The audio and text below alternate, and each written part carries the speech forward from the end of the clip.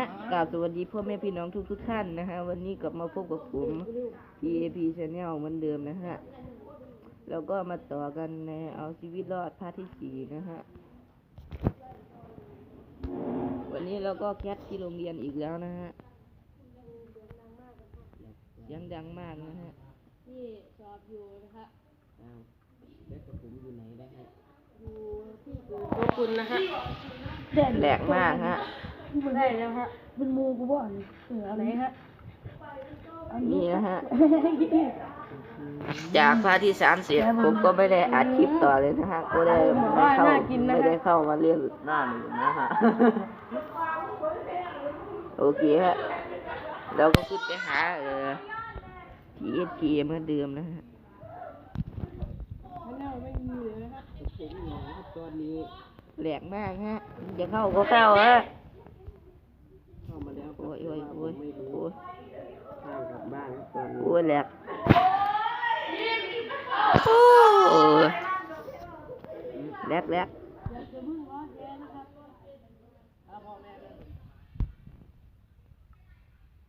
ไอ้เย็ดเชี่ยซอมบี้ใส่ชุดเกราะทองไอ้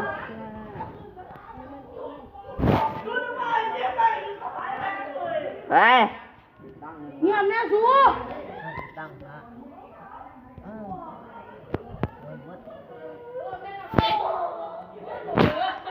โอเคครับหาแหล่งนะฮะ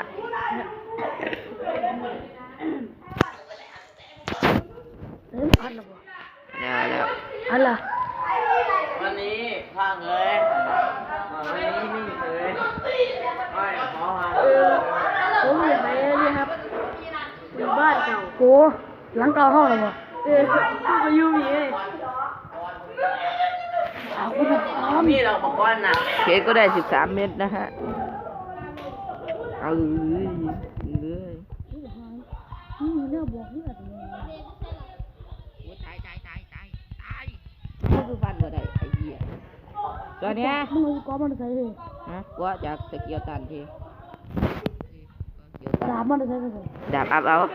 ไดมอนด์มันใส่เด้ทั้งไตเดี๋ยวกูพาไปถึงเคยเห็นมึงมาอาบนี่มึงเห็นอยู่บอกคลิปภาษากูอ่านลงเป็ก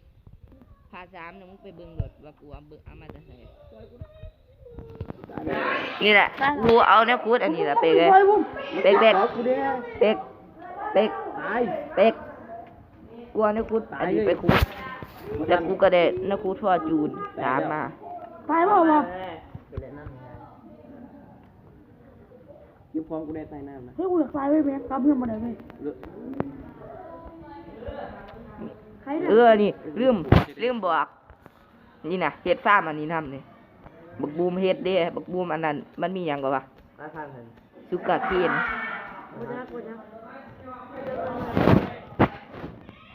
มาตัดแม่สุกาเคนนี่ใครครับโอ้ TSK ครับผมใครแล้วครับ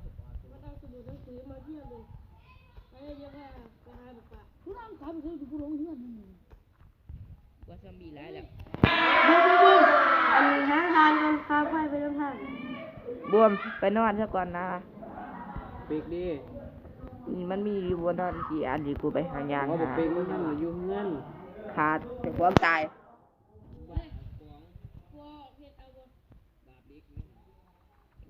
ดาบเล็กดาบเห็ดเลือกเอาเลยนะของเด็กกองพี่เท่านั้นแหละไปลูกไปเอาก้อไปเลือกเอาก้อได้ชูยาวอยู่บ่ดิเดี๋ยวพากูเนี่ยเว้ยเฮ้ยหากูเลยที่เจ๊พี่ทางลงไปเลยนี่ลงไปทางนี้เลยไปบ่เห็นลุงเลยเปิดแสงเลยนะลูกเจออะไรที่โดนหลอกบุกเฮ้ยหากูเนี่ยชูลงไปยังไงอย่าลงไปมังหันมันบ่แม่นแนวมึงพูดแรงกว่าท่านนี่บ่เบิ่งกูสิปั๊มมึงไปเลือกเอาของเลยกูจะฟันเลยโอเคกูเอาของก็มีผู้ร้ายเลยดี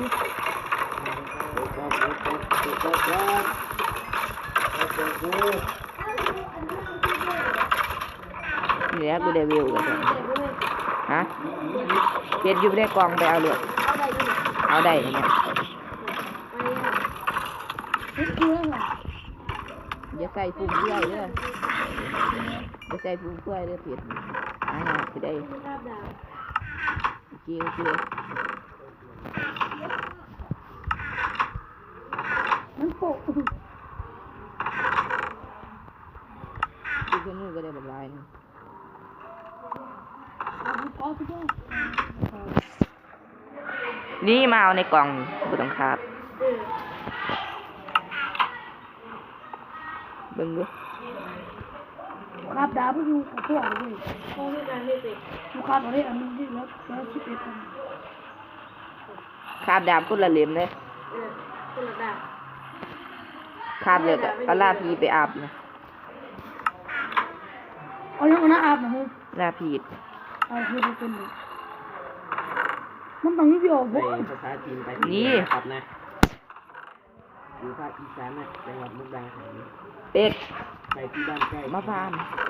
มาเยี่ยมมาชมกันได้เลย บ้านพี่หรอเปล่า เออ เฮ้ยเอาลูกค้าเฮ้ย ปีสเกียวตันมาฟาร์มอยู่พี่ ลูกค้าอยู่แซ่ เงามึงก็มาผีตีมันอยู่ทางใจพี่ เฮ้ยเราทางไปมั้ง โอ้ยรู้สึกว่ามันมีฟาร์มแต่กว่ามันจะมีนะขากได้จน คุณได้ไปก็ดูบ่เฮ้ยถ้ามีบ่เฮ้ยฮะ เออ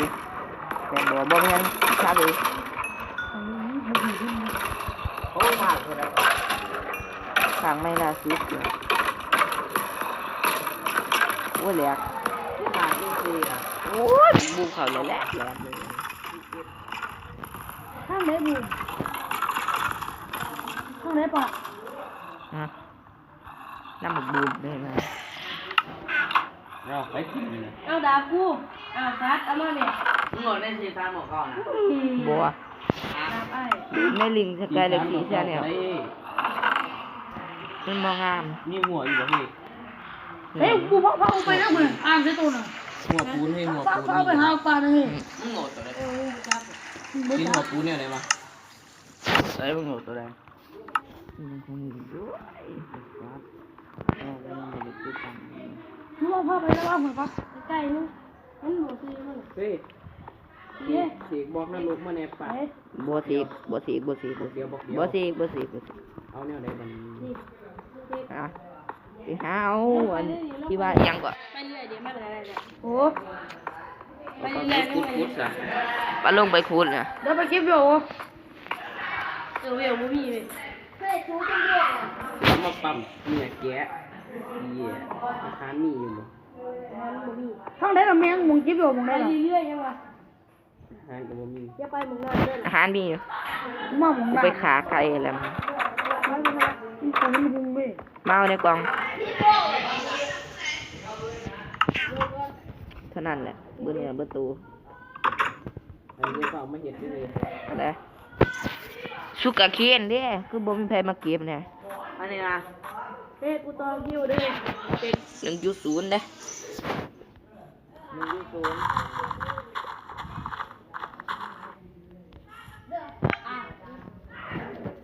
เฮ้ยอยู่มึงนี่แมง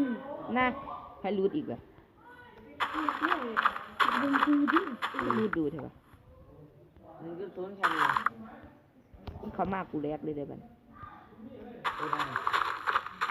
กูจะรู้บ่กูบ่ได้โหลดปี3เก่า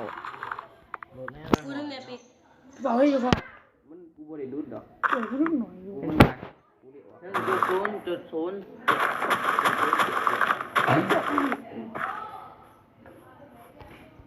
ๆบูม เอาเตี้ยขึ้นมา มาเก็บเอานี่แหละกูได้สมุดจากอันนี้แหละกำลังงัวกำลังงัวนังงัวนี่ไปขางัวมากูก็เฮ็ดอันได้ ทุกว่าพี่ลงมาหอดพี่ ฟันรถโจโจโจโจไปเลย เขาด่ากูบรอดว่ะ บักดีคือกัน กูได้ยิน เอาไปกินอะไรก่อน ไม่ต้องที่ไหนเสียหาแล้วเว้ยกูบอกว่านี่อันกู อันไหน อันตะปอน บ่ได้โกงกูคูดลงมากูเห็นละ กูอยากฟ้องกับเป๊ก กูคูดมากูเห็นเลยเห็นละ เดี๋ยวถามเป๊ก กูบ่ได้คัดลอกไผมาเลยแหละนะ โอ้เฮ้ยสุดท้ายบอกเห็นอยู่บนเห็น ปั๊มวิวขี่ที่ทางนี้นะ สอบแพ้ซ้ำบ่ได้อีกทีเดียวกูได้แล้วกูทำโอ้ต้องไปเขากู ขยายกล้องแล้วบัดนี้ เดี๋ยวพักมาผมยังเสือมันจะตายผมเป็นยังสามีไอเอาเลยตายซะอีดอนเอามันเข้าไปในยินเลยเอาเรื่องมัน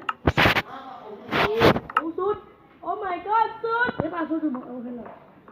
แลก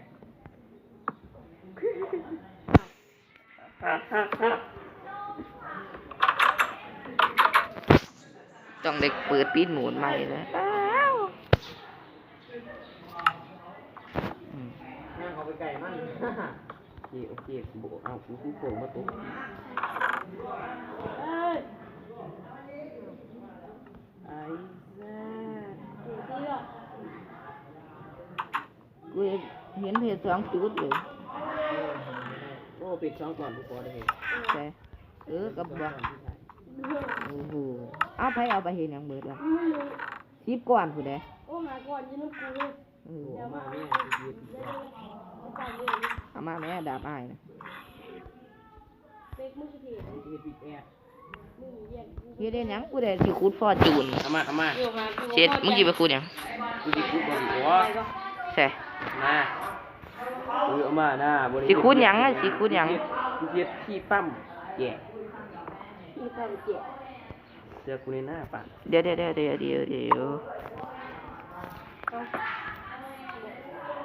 ี่ปั้มแย่แป๊บนึง ขอเพชรแหน่จัก2-3 ก่อนแล้วมาสอมดาบเก็บสอมดาบได้เด่นโอ้นี่อุ้ยฟอร์จูนเว้ยอันเบรกหนึ่งเอาอันเบรกอีกด้วยอันนี้ก็เพิ่มคำฟอร์จูนลาพีดแพ้เอาลาพีดไปปะ ลาดี ลาพีดอยู่ไส ลาปิสเนี่ย อันก่อนที่ฟ้าๆนะ โอ้ดิ อยู่ไส จำปู เอามา2 ก่อน มาก่อน เอามาอย่าเอาไปอาบของเบาเป๊กสุดยอด เท่เอ้ยเกาะใส่เกาะแล้วโหดเลยนะ โอ้ยแหลก พีเอ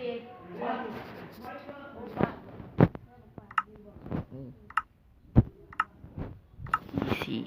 รอยใช้พีเอ